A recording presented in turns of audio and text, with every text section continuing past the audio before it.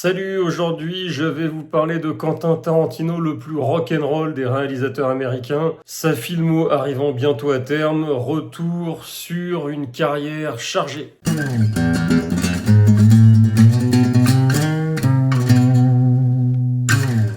Le jeune Quentin Tarantino, après avoir bossé dans différents métiers et surtout dans un vidéoclub de Los Angeles, perce enfin grâce à Reservoir Dogs. C'est pas son premier scénar, mais c'est celui qui le révèle. Harvey Keitel, qui joue dedans, tombe sur le scénario, l'aide à produire le film, tant il aime les dialogues et l'histoire. Et Tarantino, donc, nous révèle sa cinéphilie. Ça cite plein de choses, mais c'est surtout super drôle. L'histoire est super concise, c'est celle d'un casse. On voit jamais vraiment le casse. On a la préparation, on a l'après-coup, on a 2-3 mini-flashbacks, mais où on voit pas vraiment l'acte en lui-même. Donc c'est quand même un film de casse assez particulier, vu qu'on ne voit jamais le casse en question. Ce qui l'intéresse lui là-dedans, c'est les personnages. C'est super drôle, c'est violent sur notamment la fameuse scène de l'oreille avec le génialissime Michael Madsen, qui est devenu un de ses acteurs fétiches.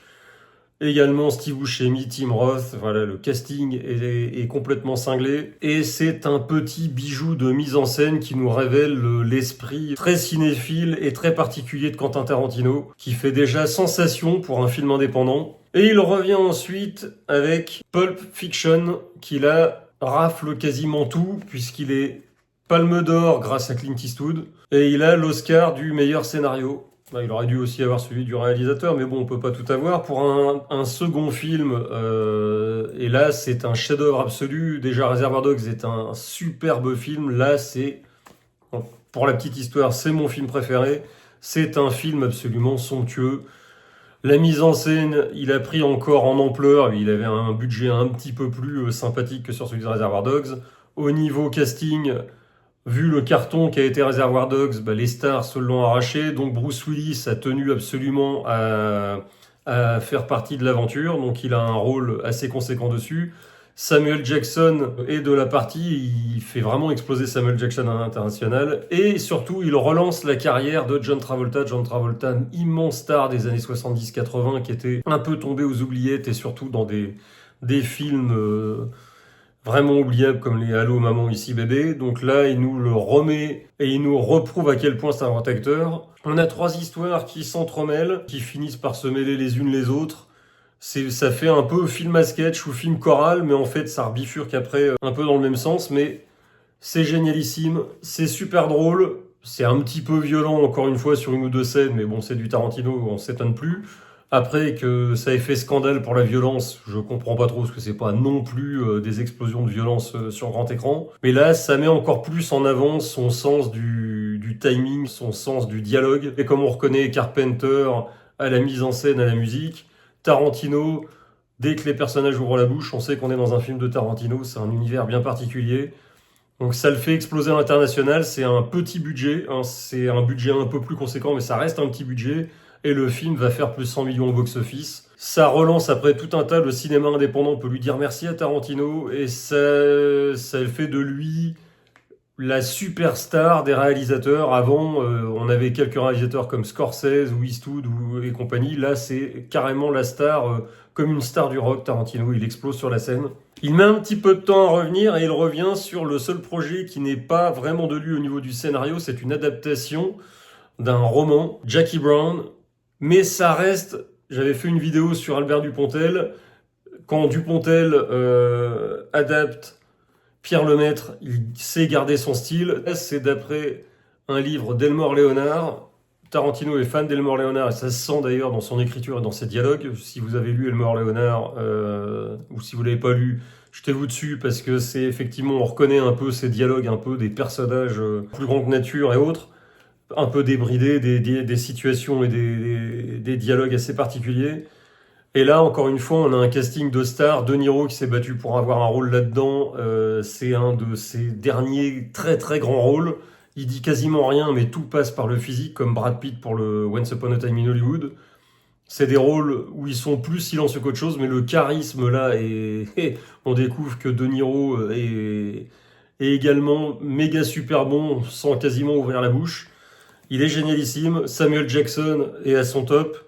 Pam Grier, il a ressuscité Travolta là-dedans, il ressuscite Pam Grier pardon, et Robert Forster, qui malheureusement est décédé depuis. Et ça nous révèle surtout deux très grands acteurs qui avaient percé un petit peu avant, mais qui là ont percé au niveau international. Hein. Pam Grier est fabuleuse dedans, Robert Forster est aussi bon que De Niro et Samuel Jackson, ce qui n'est pas peu dire, hein, que les deux autres font des perfs absolument éblouissantes. Et là, on a un film, donc, c'est pas écrit à la base par Tarantino, mais franchement, on reste dessus, il a été critiqué un peu à la base, ouais, il prend plus de temps, c'est un peu plus calme, c'est ceci, il a perdu de son style. Non, Jackie Brown est une vraie pépite. Il revient ensuite avec un film en 2 parties, Kill Bill, volume 1, volume 2, donc ça a été tourné en même temps, mais le film ayant pris l'ampleur qu'il a pris, il voulait pas couper dedans et ça faisait 4 heures, donc on lui a dit, bon, les gens n'iront pas voir un film d'action de 4 heures, donc il décide de faire 2 parties. Kill Bill volume 1 qui rend hommage surtout aux films de sabre et aux films de kung-fu asiatique, dont Tarantino est fou, hein, la Shaw Brothers, qui est une société de production chinoise qui avait fait pas mal de films dans les années 70-80 de kung-fu et d'arts martiaux. On sent les influences là-dedans chez Tarantino. Le combat à la fin est dantesque au Japon, c'est sa mise en scène peut-être la plus chiadée, c'est impressionnant au niveau des chorégraphies. Là, c'est par contre effectivement méga violent, hein. Il y a des combats de cinglés. Uma Thurman, qui était déjà brillante dans Pulp Fiction, elle éclate sur grand écran. On dit souvent qu'il n'y a pas de grandes héroïnes, ou on se plaint qu'il n'y ait pas assez souvent d'héroïnes au cinéma. Il y a quand même Kill Bill déjà de Tarantino, il y avait Alien de Ridley Scott avec Sigourney Weaver, donc les gens feraient mieux de regarder ce qui se passe. Et là, on en a une super grande héroïne. Et quelques mois après, il nous balançait Kill Bill volume 2, qui lui bifurquait plus sur son amour du cinéma spaghetti ou du film d'horreur à l'italienne, façon Mario Bava et autres. Il n'y a pas de meilleure partie pour moi, les deux sont absolument aussi sublimes les unes que les autres. Alors on a la partie moins bavarde que d'habitude sur le Kill Bill 1, et où il revient un peu plus au dialogue avec un Michael Madsen là-dedans qui est absolument fabuleux. Les 2 parties pour moi sont à voir, c'est génialissime. Je n'ai pas vu le film qu'il a fait, il avait fait un montage mais qui n'est pas sorti en vidéo pour l'instant, Kill Bill de All Bloody Affair, où il était censé mettre les deux et changer 2-3 scènes. La scène qui était en noir et blanc dans le Kill Bill 1, pour éviter une partie de la censure, elle était en couleur. Je n'ai pas vu ce métrage malheureusement, peut-être que ça sortira un jour, j'espère. Je peux pas vous parler de celui-ci, mais bon voilà, Kill Bill, 2e chef-d'œuvre pour moi de Tarantino, chef-d'œuvre absolu.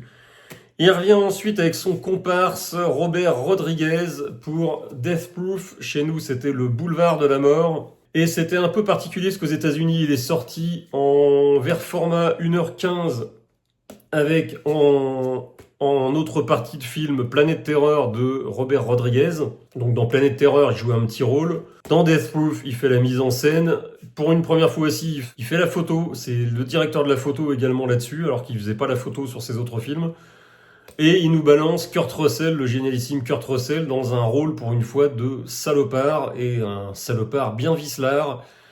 Et autant j'avais bien aimé le film sans plus en version française, puisque en France ils ont décidé malheureusement, vu qu'on n'avait pas le format Grindhouse qui existait aux États-Unis très souvent dans les années 70, où il y avait 2 films en fait, séparés par des petites pubs et tout.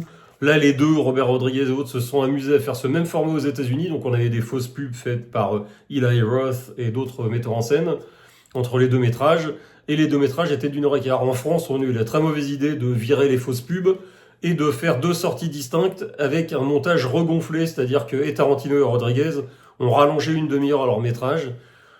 Et franchement, le métrage d'1h45, c'était pas trop ma tasse de thé, c'était un bon petit film sans plus, mais par contre, la version d'1h15, si vous êtes comme moi, que vous aviez pas trop aimé Boulevard de la Mort à sa sortie au cinéma, je vous conseille, si vous l'avez pas revu depuis, de refaire la vraie version que Tarantino avait en tête, celle d'1h15, où là ça coupe un peu dans les dialogues qui étaient moins intéressants que d'habitude, et où on garde quasiment toutes les scènes avec Kurt Russell du métrage d'origine, et Kurt Russell c'était le facteur le plus intéressant du film. Donc là on a la version serrée d'1h15 qui est absolument magnifique.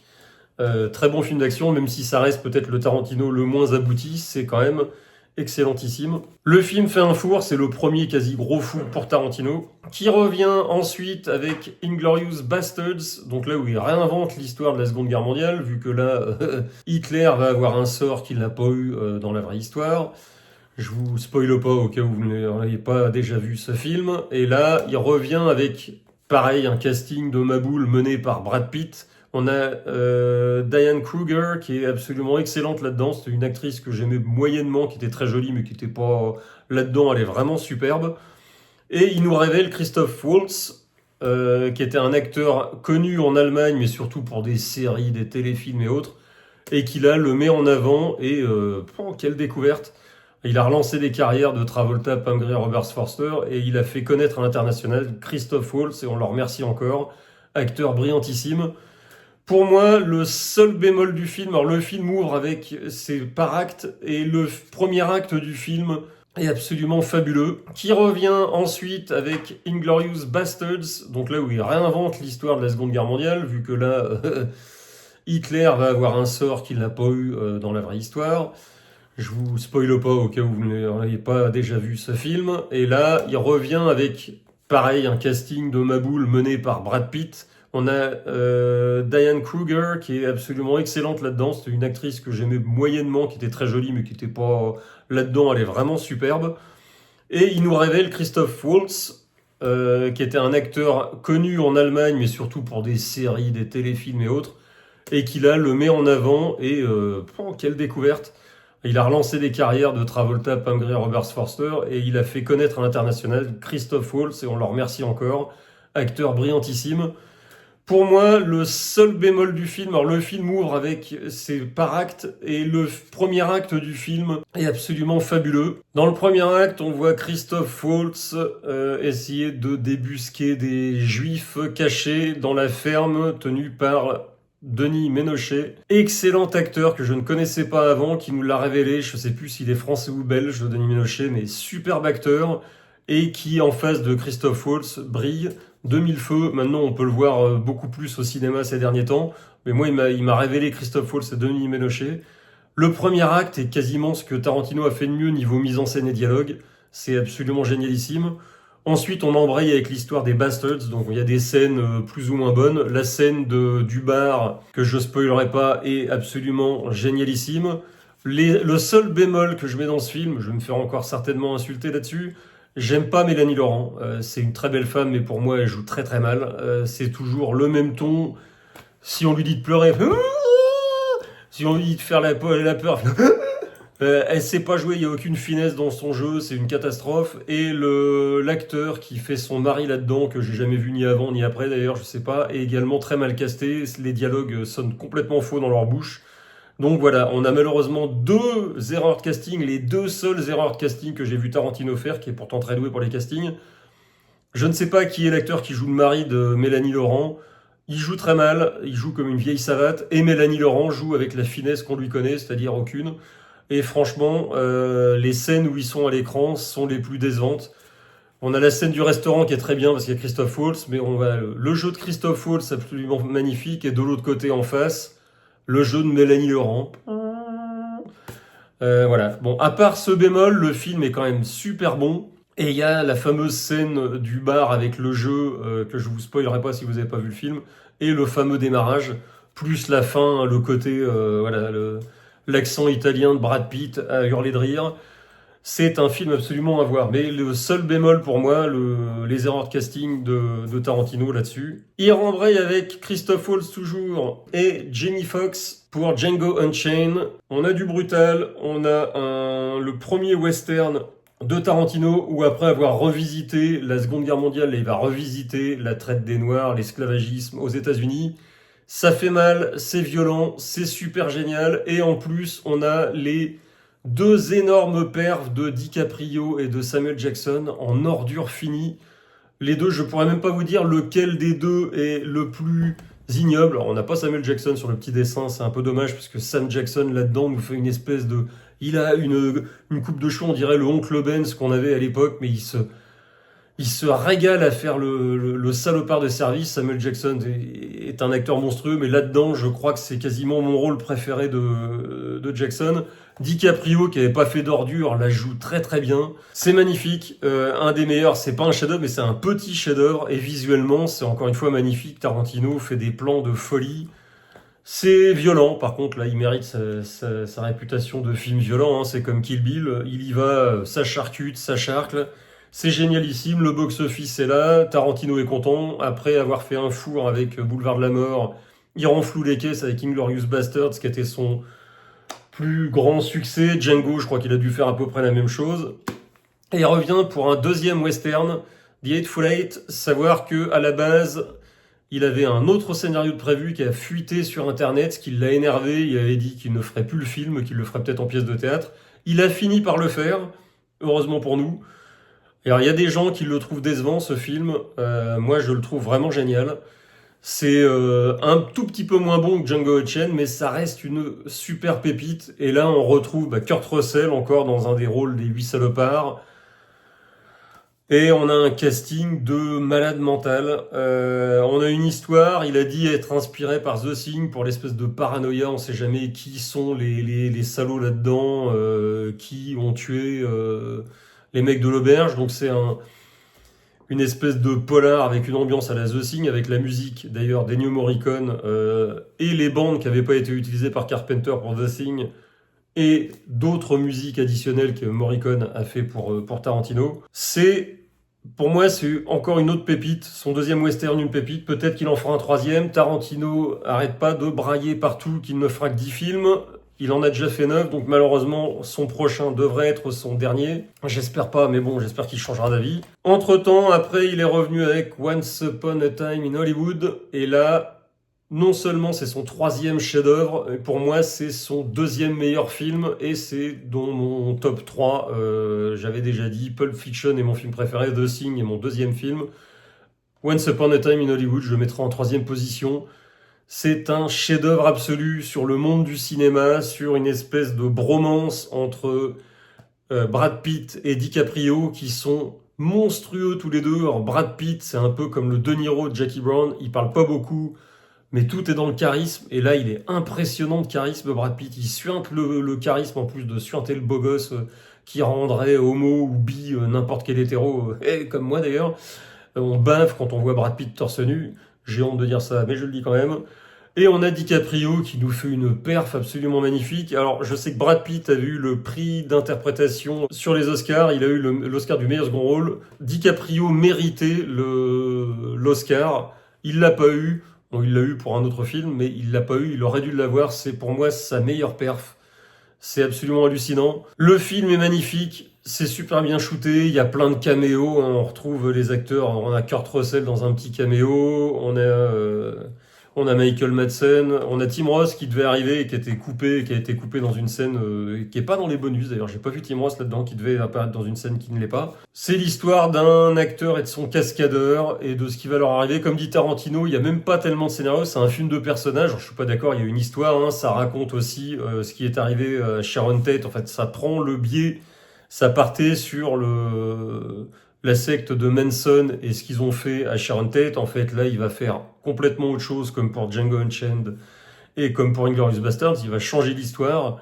Je vous spoile pas si vous l'avez pas vu. C'est monstrueux. C'est un petit chef-d'œuvre. Il y a même quasiment un petit film d'horreur à l'intérieur du film, hein, c'est-à-dire la scène de Brad Pitt quand il va se rendre sur le ranch pour voir si le personnage qui leur a prêté aux espèces de hippies qui vivent là-bas le ranch ou s'il s'est fait flinguer par les hippies. C'est d'une drôlerie à toute épreuve. On a également Al Pacino que j'ai oublié de citer, hein, qui vient faire un rôle là-dedans. C'est super abouti, c'est ce que Tarantino a fait de mieux niveau mise en scène, de ce qu'il a fait de mieux niveau dialogue et autres. C'est une tuerie sans nom. Donc après nous avoir fait Once Upon a Time in Hollywood, il a pris une petite pause littéraire, il nous a adapté Once Upon a Time in Hollywood en livre. J'ai lu le bouquin en anglais, il change un petit peu des choses, il rajoute des petits passages, et il développe clairement le personnage de Brad Pitt dans le livre. Le livre est très très bon. Alors si vous avez la chance d'être bilingue, jetez-vous dessus en anglais, hein, parce qu'on a le vrai style de Tarantino. Après, si vous parlez pas anglais, prenez la traduction, je sais pas ce qu'il y a vous, moi je l'ai lu en anglais. C'est un très bon bouquin. Ensuite, il a fait un film de critique de cinéma / bio, parce qu'il raconte sa vie à travers quelques films. Les deux bouquins sont vraiment très bons, je vous les conseille. Et il devait enchaîner sur un film qui aurait dû s'appeler The Movie Critic. Alors je sais pas s'il le fera ou pas, ou s'il le laissera faire par quelqu'un d'autre, ou s'il en fera une pièce de théâtre, ou s'il en fera un livre. En tout cas, il a dit récemment qu'il avait laissé tomber le projet, et donc qu'il repartait à la recherche d'un sujet pour son 10e film. On verra bien ce qu'il va nous faire. J'espère qu'il va pas finir sur un bémol, mais je doute franchement qu'avec la filmographie qu'il a, c'est pour moi la filmographie la plus impressionnante, c'est celle de Tarantino. Il n'y a pas un bémol. Les 2 films que j'aime le moins chez lui sont Inglourious Basterds pour les erreurs de casting et Boulevard de la Mort. Les 2 sont quand même très bons. Plus 3 chefs-d'œuvre. Il n'y a pas beaucoup de gens qui peuvent se permettre d'avoir fait 3 chefs-d'œuvre. Je peux vous citer les frères Cohen, Scorsese ou Eastwood ou Carpenter. Il n'y en a pas beaucoup d'autres qui ont fait 3 chefs-d'œuvre. C'est déjà dur de faire un chef-d'œuvre. Pour moi, Spielberg, par exemple, n'a fait qu'un chef-d'œuvre, c'est Les Dents de la Mer, même s'il a fait de très bons films après avec les Indiana Jones et tout. Il a fait un chef-d'œuvre absolu, point barre. Pareil pour Friedkin avec L'Exorciste, qui a pourtant fait des petits bijoux à côté des petits chefs-d'œuvre et tout, mais des chefs-d'œuvre absolus, pour en avoir fait 3, bon, après c'est mes goûts, c'est quand même assez rare. Et en plus, dans la filmo transverse, on a quand même True Romance, qui était écrit par Tarantino et donc qui a été fait par Tony Scott à peu près dans les mêmes temps que Reservoir Dogs. Il n'avait pas eu les moyens, personne voulait lui filer le budget pour réaliser True Romance, donc il a été obligé de le vendre, ce qui lui a permis de faire Reservoir Dogs. Reste que, au demeurant, c'est le meilleur film de Tony Scott, où on a quand même Christian Slater, absolument fabuleux dedans, acteur qu'on ne voit pas assez souvent. Il a aussi écrit et joué dans Une nuit en enfer de son ami Robert Rodriguez, le voilà là avec George Clooney, c'est censé être le frère de George Clooney. C'est une petite erreur de casting au niveau physique, mais par contre le duo marche à fond, c'est complètement timbré. On reconnaît encore une fois le côté Tarantino dans les dialogues. Alors, c'est pas son histoire, c'est juste il a fait le scénario et les dialogues, mais c'est pas d'après une histoire de Tarantino. Ça reste super super efficace et très bon. Et avec son comparse Rodriguez, il a filmé une scène de Sin City qui est un pur bijou. Je ferai peut-être des vidéos sur Rodriguez. C'est le chef-d'œuvre de Rodriguez, c'est Sin City, et Tarantino a fait une petite scène dedans également. Il avait parié un truc avec Rodriguez, il a perdu, et du coup il est venu faire pro bono une scène du film. Tant mieux pour nous, ça ne rajoute qu'au génialissime Sin City. Voilà, donc Tarantino pour moi, le seul metteur en scène à ne pas avoir fait de mauvais films ou de films moyens, parce que bon, Carpenter, j'ai pas vu de mauvais films de Carpenter. J'ai vu que 1 ou 2 films moyens, comme Les Aventures d'un homme invisible. J'ai fait une vidéo sur Carpenter que je vous mettrai à la fin. Mais Tarantino, lui, il a pour l'instant une filmo. Alors, vous allez me dire qu'il a que 9 films à son actif, plus 3-4 projets en termes de scénariste. Ça reste que, voilà. Comme il dit, c'est un auteur. Un auteur, ça prend beaucoup plus de temps à faire. C'est pas des faiseurs ou des mecs qui viennent, ou des auteurs comme Ridley Scott ou Scorsese, qui font très peu de scénarios, qui réalisent des films. Ce sont des auteurs parce qu'ils ont une patte. Auteur, ça veut pas dire forcément qu'on écrit un script, ça veut dire qu'ils ont un style visuel, quelque chose qui le raccroche à ça. Tarantino, c'est un vrai auteur, en ce sens que c'est lui qui fait ses scénarios, ses dialogues et autres, à part l'exception de Jackie Brown. Et encore, Jackie Brown, à mon avis, il a dû rajouter pas mal de lui dans les dialogues et dans certaines scènes. Donc en tant qu'auteur, réalisateur, pour moi Tarantino c'est le must. Il mérite son statut de superstar. On dit aussi souvent que il se la pète et compagnie, mais il peut se la péter avec le niveau qu'il a. Quand les gens auront fait Pulp Fiction, Once Upon a Time in Hollywood ou Kill Bill, pour ne citer que cela, ils pourront peut-être se la péter aussi. Voilà. Dites-moi dans les commentaires quels sont vos films préférés de Quentin Tarantino, ou si vous n'aimez pas ce réalisateur, on peut aussi discuter. On est entre gens civilisés. Vous pouvez aussi vous abonner à ma chaîne, me laisser un petit like. Je fais des revues de cinéma, des portraits. J'ai déjà fait John Carpenter, j'ai déjà fait Albert Dupontel. Je ferai dans le futur Kim Ji-woon et Paul Thomas Anderson pour les prochains à venir. J'en ferai d'autres, je ferai certainement des vidéos sur Scorsese, Eastwood et compagnie, mais là je prendrai une part de leur filmographie, parce que là il y a beaucoup trop de films en question. Je vais surtout faire des portraits d'auteurs-réalisateurs, où il y a moins de films et autres. Sinon Scorsese, je vais vous lancer sur une vidéo de 3 heures. Ça va peut-être pas être très intéressant ni pour vous ni pour moi. Je vous ferai certainement une vidéo pareil pour les frères Cohen. Je vous ferai certainement peut-être les top 5 sur ces gens-là. Je fais aussi des petites critiques de films ou des petits avis à chaud d'1 minute sur les shorts. Voilà. Et je fais aussi de la musique, au cas où vous soyez étonnés. Je fais aussi de temps en temps, généralement 1 fois par mois, je mets une petite vidéo musicale. Alors soit une reprise d'un groupe ou d'un artiste que j'aime bien. comme j'ai fait pour des musiques de Carpenter ou des groupes genre Midnight Oil, Paradise Lost ou Blue Oyster Cult. Bienvenue sur ma chaîne, si vous me connaissiez pas, si vous êtes abonné, merci de vous être abonné, et à très bientôt.